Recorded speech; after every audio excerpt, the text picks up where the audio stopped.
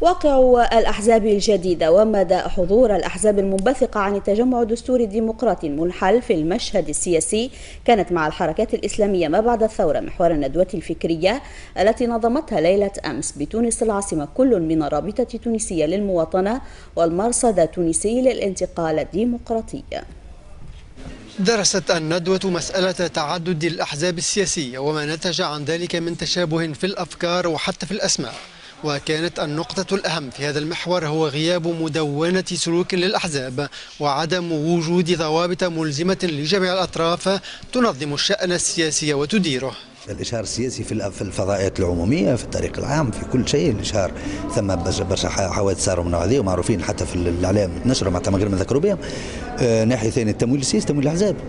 الحركات الإسلامية كانت موضوع أحد التدخلات، فبعد التذكير بتاريخها السياسي وبتوجهاتها الفكرية تم إبراز الفوارق بين الخطاب السياسي للحركات المعتدلة والخلفية الإيديولوجية التي تستند إليها وما يجب عليها فعله لطمأنة الناخب. إذا قامت بهذا العمل يعني مسألة الحريات العامة ومدنية الدولة ويعني الحق الأقليات وغير ذلك تكرسه في خطابها السياسي وفي أرضيتها الإيديولوجية، هذا كفيل بأن يجعل منها حزب يقترب من نموذج حزب العدالة والتنمية التركي.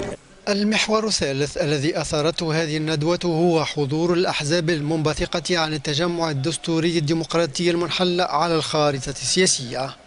فاستنادا إلى بحوثه الأولية والوقتية لدراسته العلمية، قال الأستاذ شكري خميرة أن عدة معطيات تشير إلى محاولة هذه الأحزاب التكتل لإنتاج خطاب تجمعي دستوري قديم ولكن بتسمية جديدة.